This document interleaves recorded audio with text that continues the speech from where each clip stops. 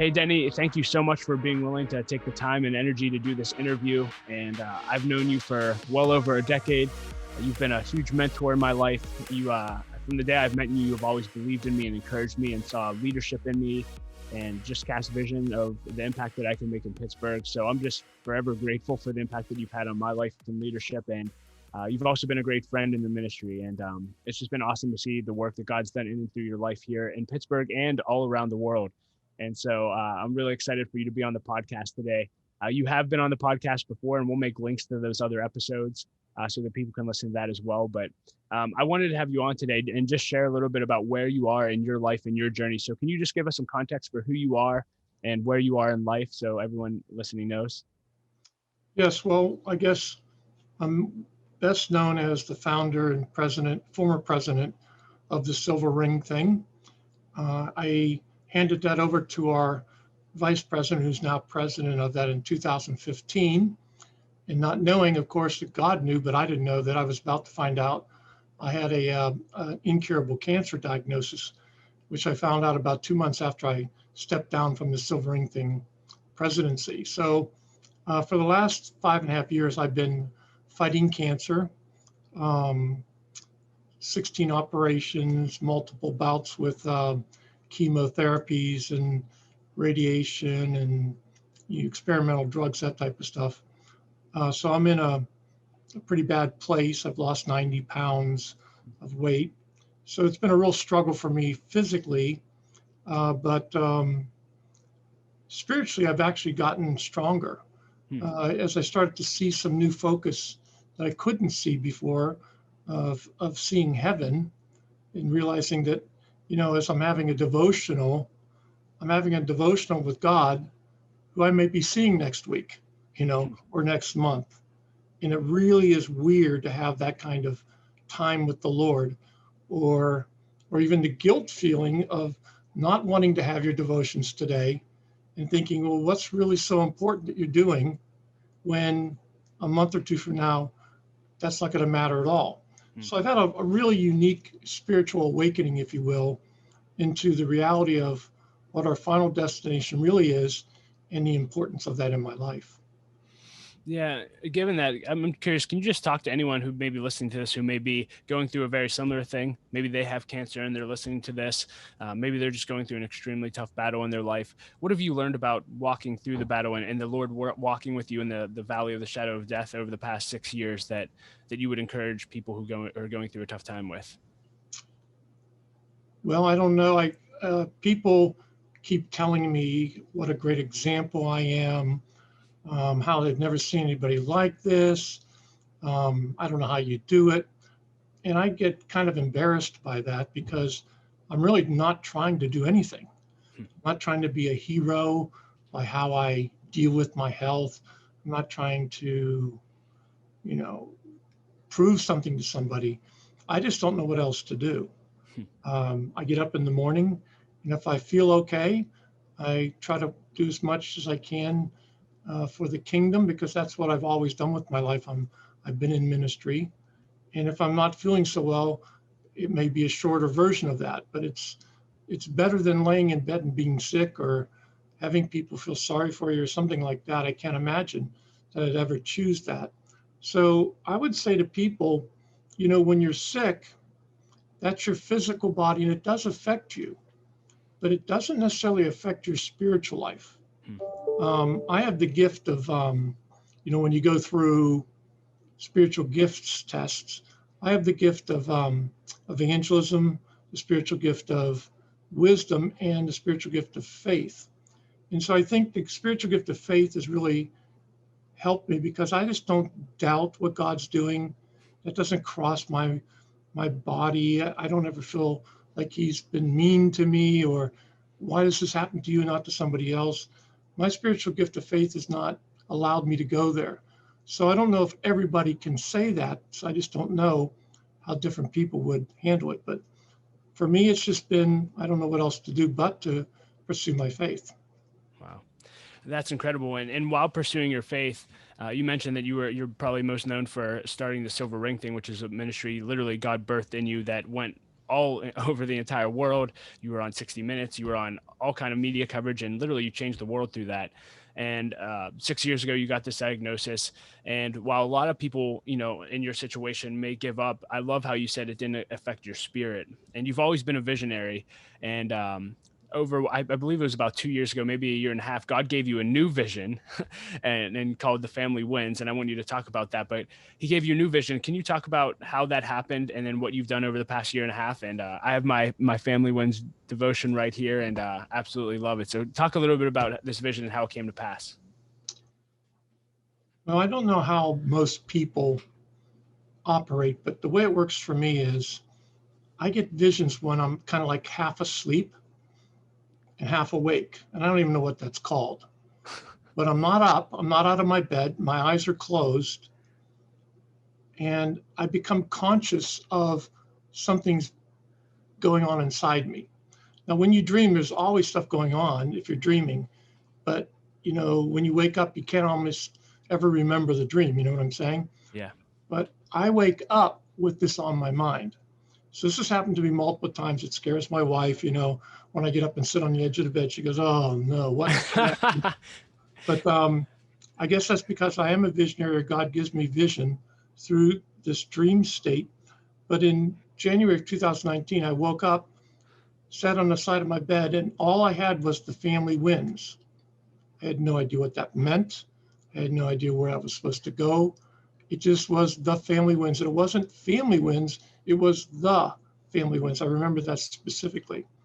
So from January to July of 2019, I didn't really know what to do with that other than I decided to try to see if I could form a nonprofit. I wasn't sure how things were working with nonprofits. I hadn't formed one for a while. So I just decided it wasn't too expensive. I'll just throw this out there and see if it can be approved. So sure enough, May, I think it was, of 2019, I had a nonprofit called The Family Wins, still having no idea what it was. I had to get board members to sign on. So what are we going to be doing? I said, I really don't know. That's why I'm telling you, could you be on the board? Because I would say yes, I mean, I just got out the, templates and wrote the documents you have to write to do it. So in July of 2019, I was in Colorado. I go out there almost annually to brainstorm for a week. I was out there and I was reading my devotional, which is the same one we now have just recovered, that I'd been reading for 30 years. And all of a sudden it dawned on me, I should say God dawned it on me, that the way a family wins is when a mother and father spend personal time with God every day in a meaningful way in the scriptures. If they will do that every day, I will guarantee your family will win. I'll guarantee it, okay? Because God's word does not come back void. So I began to explore that. And I started sharing it with some people. And they said, I'd like to get involved in that. I said, what do you mean? Well, I'd like to support you. So people started giving me large sums of money. And I'm like, we don't have anything yet. I just know how God works. I believe it's going to happen. Wow. So that was another sign that this is supposed to happen. So then in 2020, we began to develop. We recovered a devotional I've been reading for 30 years. We brought it up into the 21st century, and we created an app, a companion app that goes with it. Of course, I didn't know we were going to be in the middle of a pandemic, right? So in the middle of this pandemic, God's doing all this work, getting all this stuff done, which included in August, I'd gone through publishing and, editing and printing, having them printed in Belarus, having them shipped over. So we had 30,000 devotions shipped to my office. It was going to be 10,000. And then somebody said, would you think that's enough? I said, well, I don't know. I'm nervous. They go, well, I'll give you some more money, get 20. I said, all right. And then somebody else said, I think you should get 30. Wow. I said, have you prayed about that? So long and short of it is we went with 30.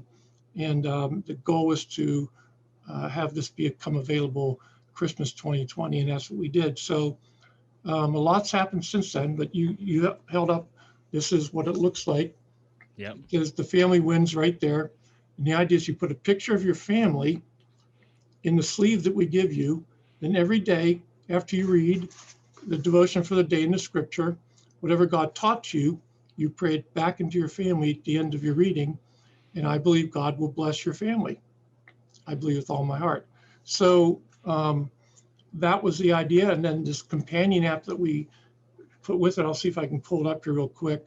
But the companion app looks like this. And it, you can have somebody read it to you. You can watch a video that goes right along with the message. You can listen to a worship song every day that's tied into the message. You can then track your progress. You can write a journal. You can form a small group and work with people, and you can write comments out to the group as a whole. So you can have this unbelievable experience with a number of people or people you want to have it with, and you can be enriched by listening to a really great video, 365 different videos you can watch, 365 different worship songs. So this app really put this whole thing on steroids. Before that, I just read the devotional and I loved it. And all of a sudden this thing went into the steroid world, and all I hear about is how this app just puts it all together. So it's been a real joy watching it come together. Yeah, and I mentioned I have my family wins. I've been doing this since January. I have to cut out my picture still to make it small enough, but here's a picture of me and my girls. Cut it up. Yeah, I am. So anyway, that's my personality, but I'll cut it up. But it's a phenomenal devotion. I've been sharing it with people in our mastermind groups. I know several have bought in it. And I just want to encourage you, if you're listening to this, if you're a believer and are looking to improve your devotions, I can't encourage you enough to get this. And Denny, where can people find it and buy a copy? And we'll include links to this as well. Well, our website's pretty easy to remember. It's just thefamilywins.org, thefamilywins.org. You can go on there, you can see a couple of videos of us explaining it and read more about it, get more information, and then you can order it right on the website. So, and then you'll get a package from us very quickly, and it'll give you a link to the app, and you can download the app, and then you're good to go. And Denny, again, this is so just remarkable that God spoke to you 2 years ago, and look at everything that's happened since the funding came in. You didn't even know what it was going to be like. Can you talk about God-given visions for leaders? You're a visionary. You've had tons of visions. How do you tell something's God or you just ate something bad last night? Speak to leaders about going after a vision that God puts in their heart. Well, it's hard for me to understand, because when you're a visionary, you don't even know you are a visionary. People tell you that about yourself. But then you just think everybody is a visionary, because why you don't know how you're different than somebody else. You know what I'm saying? You just assume everybody has the same gift or whatever you have. But I've learned that no, some people are managers. They're not visionaries. Some people are, prayer warriors. Some people are just, all kinds of different gifts. But when you're a visionary, you asked a very good question. How do you know when the idea is yours and when the idea is God's? And I've been very, very, very careful throughout my life to not claim something is God's until he demonstrates it to me. Wow. In other words, I can now say the Family Wins is God because he's demonstrated it to me. I can tell you that the Silver Ring thing was God's when 300 different TV stations, radio stations, media of all over the world came to cover us. I don't have the ability to pull that off. I could never put that together. Only God can do something like that. So I can say that was God's vision. But up till years before that, it was just something we were doing. But the best way now to describe this is, I consider it like throwing spaghetti against the wall, okay? So I get a lot of ideas / vision, okay? They come into my head all day long. So if you throw it against the wall and it sticks there for a while, that's what I consider God's vision to me. In other words, it stays there. Like the Holy Spirit doesn't let it go. So that's what happened with the Family Wins. He didn't let it go. I mean, 2 weeks later, if I didn't think about the Family Wins anymore, there wouldn't be anything. But he wouldn't let it go. He wouldn't let it go. He wouldn't let it go. It stayed on the wall. The stuff that slides down the wall and goes on the floor, I don't think about it anymore. I just walk away. I'm very good at compartmentalizing. I'm a very focused person. Like, my focus is real simple. I am on the planet to love God and to love my neighbor as myself and help people get into heaven. If people get into heaven, they win. If people go to hell, they lose. That's how simple it is for me. Wow. So I am here to harvest. I am here to help people to the best of my ability get to heaven. Whatever I do with my life, that's my simple goal. So when I throw stuff against the wall, the question is it focusing on those goals? Is it going to help people find Christ? Hmm. That's why I've always stayed in youth ministry. 85% of all decisions made for Christ occurred before the age of 18. Some say now before the age of 14. So if I'm interested in people getting heaven, I have nowhere else to go but to hang out with young people and families. Like just now, with the Family Wins, realized that, and through research, the family is the number one group that evangelizes people. They evangelize their kids by a bigger margin than youth ministry, pastors, events, weekend camps. So if the Family Wins is now the umbrella, it's the umbrella of evangelism. So all the more reason that the mom and dad need to be on their game as their kids grow up so they can lead them to Christ and then bring in the church, bring in youth ministry, bring in children's ministry to help them get through those years. Yeah, Denny, I know evangelism has been a passion of yours and a focus of yours pretty much your entire life. Eugene Peterson had a quote about success in the kingdom that I love. And he said, success is simply long obedience in the same direction. And you said your life has been very simple. I'm going to love God. I'm going to love my neighbor, and I'm going to make sure people get into heaven. But you've gone the distance. You know, our Pastor John Nuzzo is a mutual friend, mentor. He says often that he believes only about 2% of Christian leaders make it to their finish line. And I'm sure over the course of your ministry and life, you've seen lots of leaders fall, lots of leaders not make it. Any advice to leaders out there on staying focused and making it to their finish line in ministry? I think you just said it, staying focused. The world, you know, there's three kinds of sin. You know, there's Satan, there's the world, and there's the flesh. And you're going to get attacked by one or more of those. For instance, I always got attacked in the flesh. I couldn't shake it. I could not shake it. I would ask God to take it from me. I don't want this attack. Do all men go through this? Am I the only one? You know, I mean, I'm running this silver ring thing and I'm having flesh issues. Holy mackerel, Lord, save me from this. Wow. And the battle was intense. And of course, people would say, well, you know, it's just Satan attacking you. I don't care who's attacking me. I hated it. I just couldn't shake it till 2 years ago. God took it from me completely. And I have zero issue with it anymore. And I can't believe it's actually gone away. Wow. So I think the focus is you're going to get attacked. Like, I think the biggest attack is the world. The world grabs people like nothing I've seen. People just get caught up in the world. Their sight is on the world. They have to have 2 of these and 3 of those and 4 of these and accumulate. And I don't think God has a problem with accumulating as long as you have what I call the open hand. I'll try to demonstrate this. God gives you everything, including your very breath, the air you breathe. You hold on to it like this.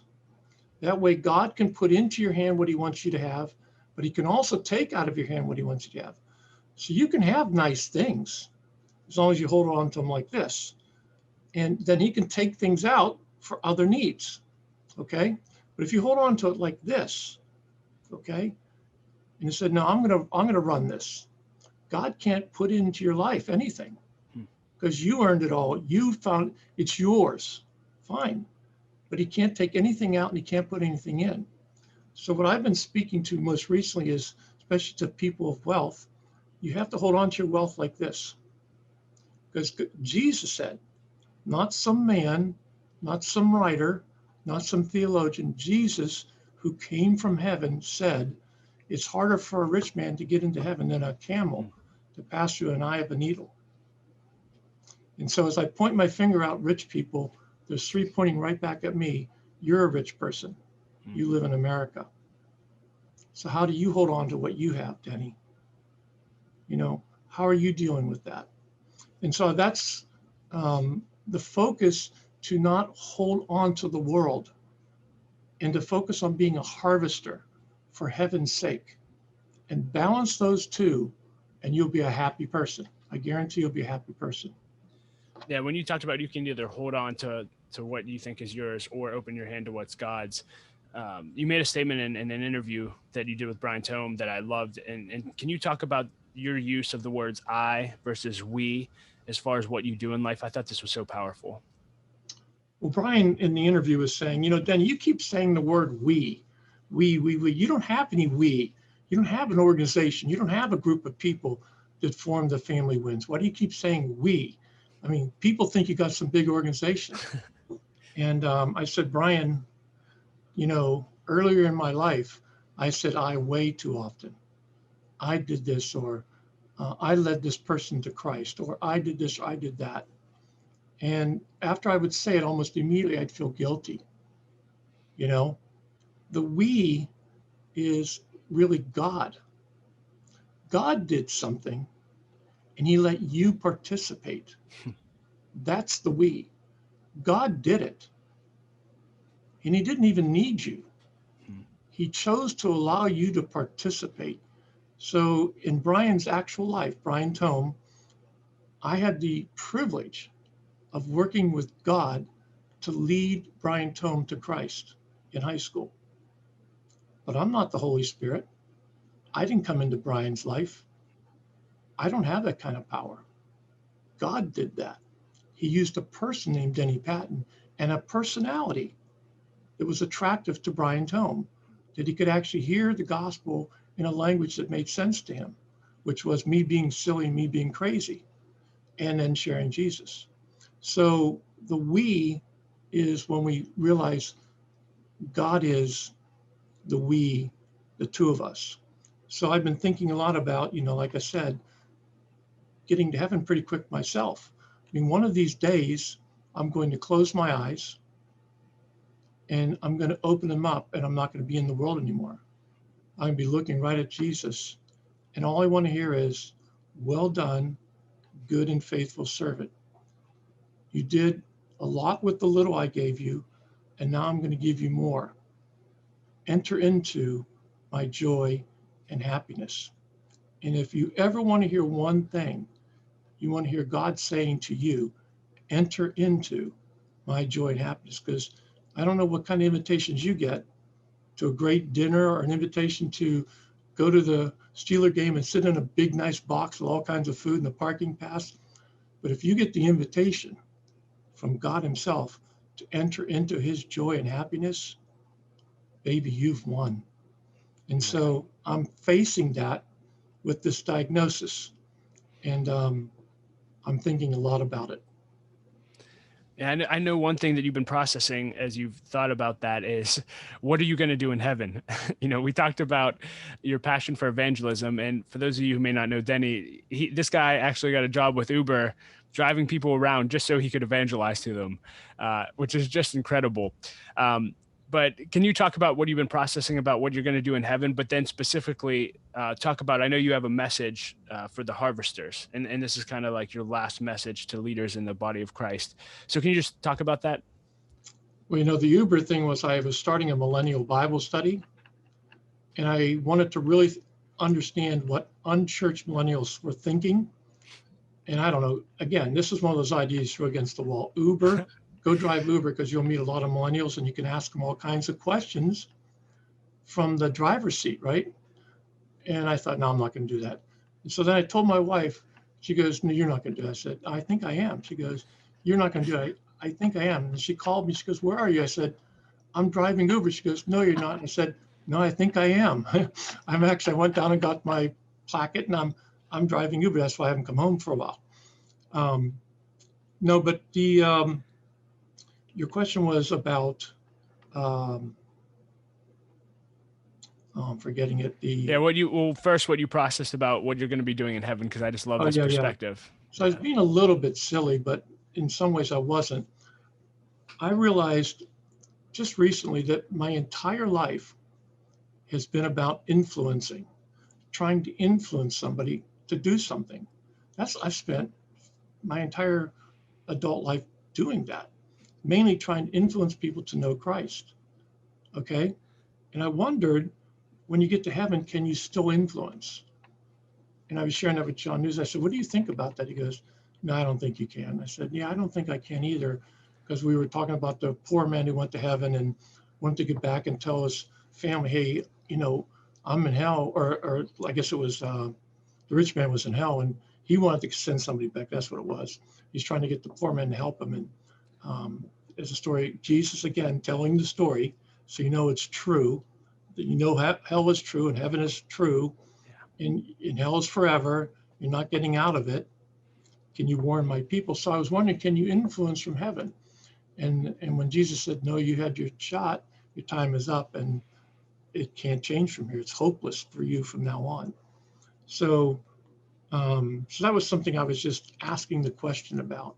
Is that even possible? So that led me, I guess, to the scripture about being a harvester. In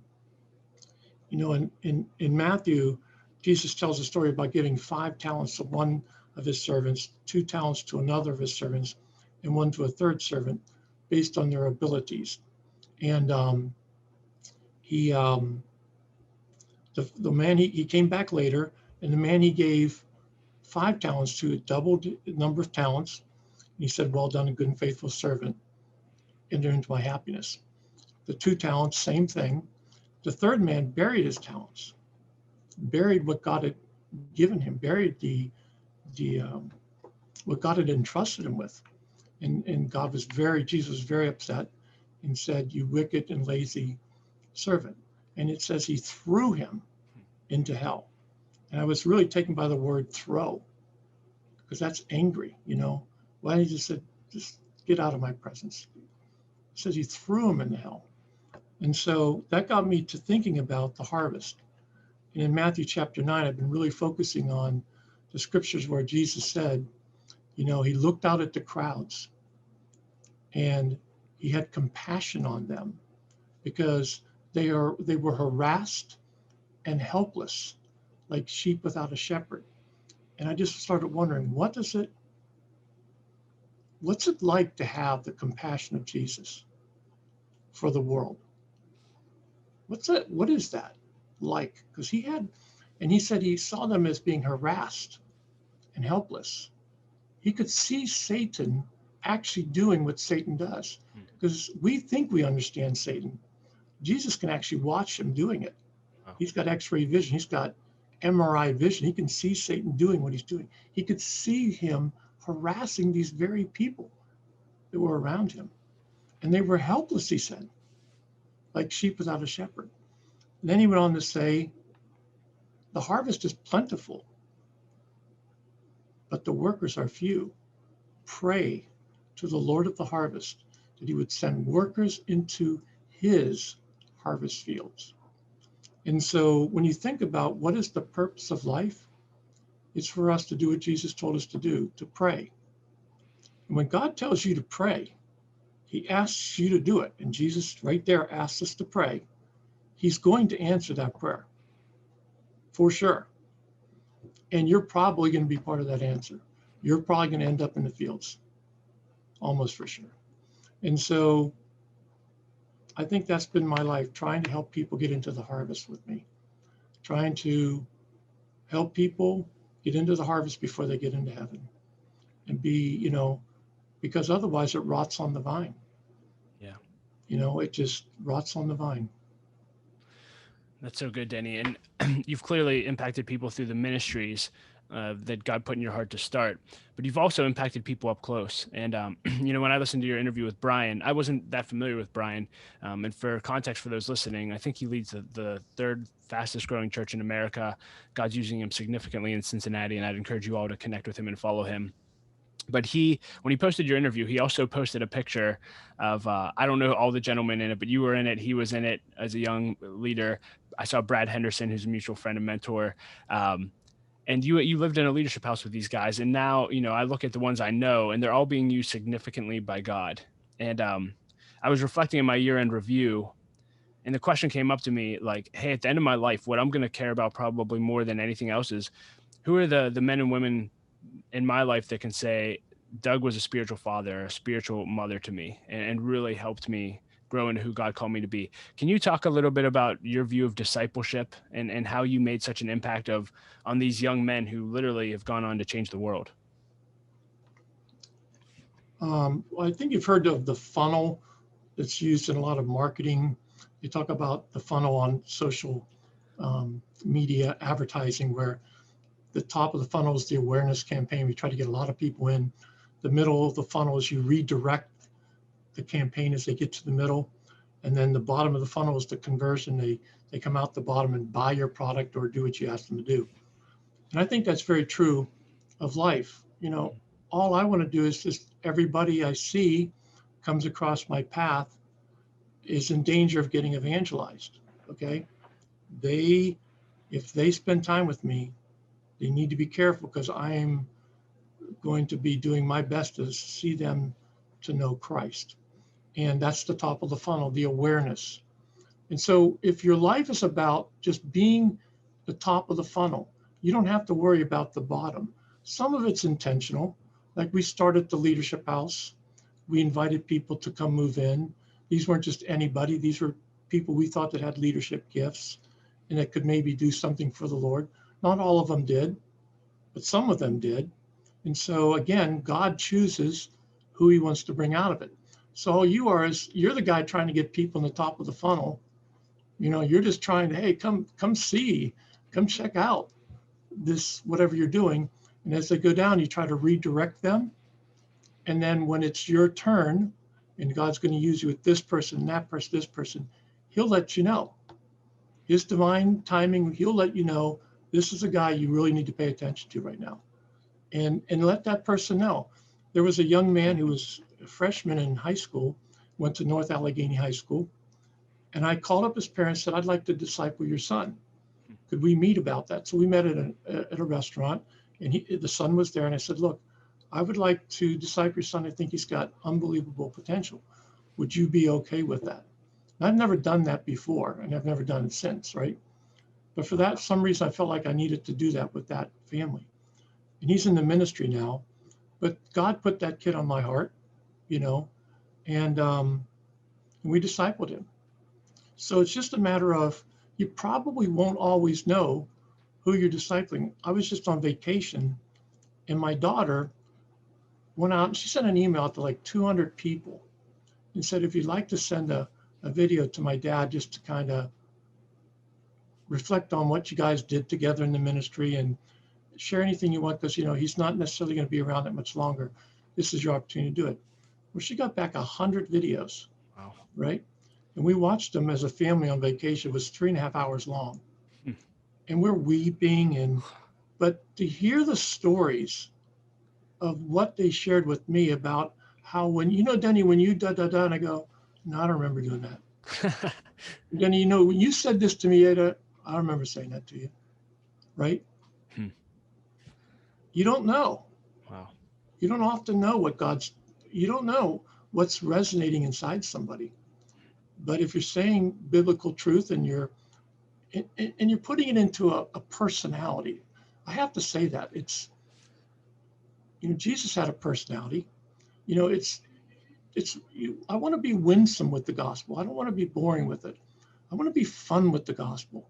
I don't want my girls growing up as these religious girls who grew up in this religious family. I wanted them to be able to handle traffic out there in their marketplace, and love the Lord in the marketplace. And, I think that's kind of where I've always been. I've been kind of like outside the church, along the wall of the church, trying to help people find the latch, to get in. That's where I've always seemed to find myself. I love unchurched people. I love hanging out with them. I love sharing my life with them. Well, yeah, and Denny, just thank you for the faithfulness to follow God's call in your life. Clearly, it's impacted hundreds and thousands of people.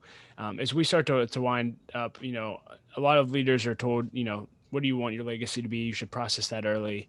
And I'm just wondering now, whether you live for 20 more years or 20 more hours, as you reflect on your life, what do you want your legacy to be? And what do you want to be remembered for by these hundreds of people that have left you videos of the impact you've made?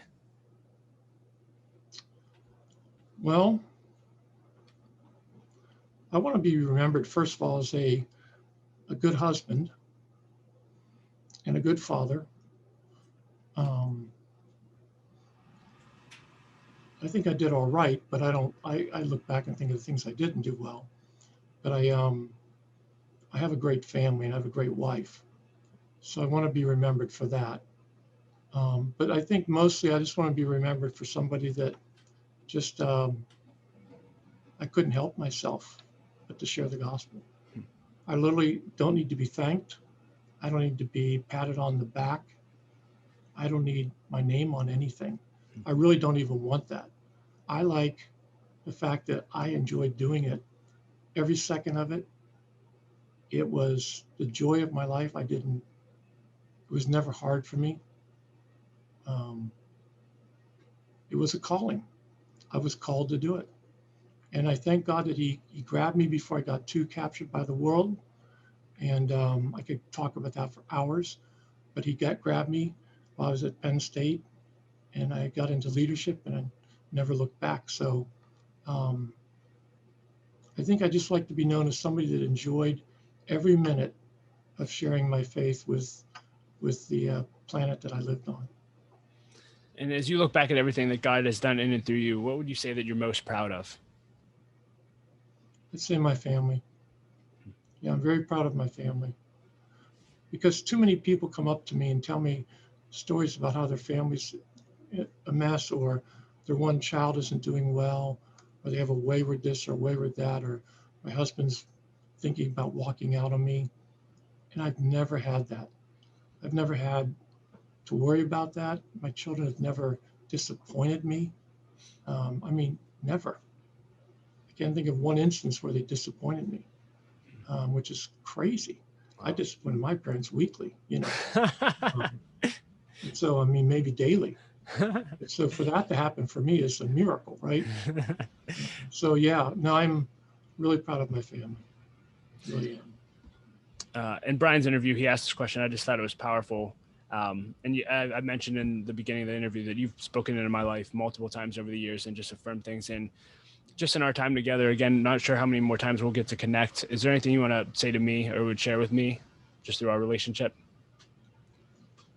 Well, I love the fact that you have taken on the concept of leadership. And then when that's not happening, you get into leadership, right? You, because that's what I think we need to harvest. We need people who put their hand in the pile and help move it forward. And each of us do it differently, but you focused on that. And you've got other stuff you're doing. It's not your only job. You've done this kind of almost on the side of your regular work, which means it's even more of a focus to you. And I've always said, I really love the fact that God's put his finger on you and called you to do that, because I tried to do that. I tried to lead people and get them into ministry or into leadership positions, but you're much more focused on it than I ever was. So I'm really excited about how God's using you at a young age to be focused on that, and calling people to the party, calling people to be part of winning our world for Christ. Thank you, Denny. And this will be my last question unless you want to go anywhere else, but anything else you want to share with leaders today?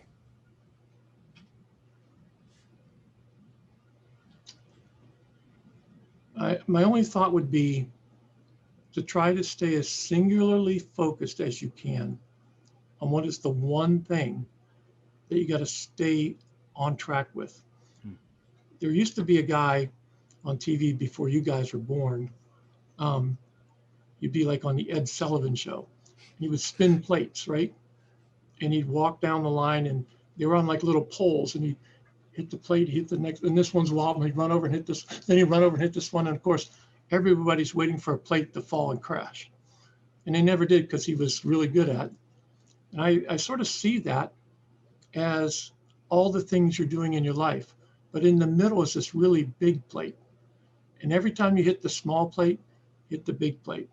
And you hit the small plate, hit the big plate. When you do this, hit the big plate. In other words, what is that one plate? It's the center of what you are to be focused on in your life. Don't lose sight of that, because the world's going to crowd that out. It's going to crowd it out. It's going to call you to give yourself over to a lot of stuff that isn't all that meaningful. So stay singularly focused on what it is that you're most called to do with your life. And I hope that's to help people get into heaven. I really do. Denny, thank you so much for your time. Thank you for your life example. Thank you for long obedience in the same direction for your entire life. And again, just thank you for everything you shared here today. Again, for those listening, I can't encourage you enough to connect with the Family Wins. It's awesome. And again, there'll be links to all of that in the show notes. And thanks again, Denny. Just appreciate you and thank you for the impact you've had on my life. God bless you, Doug.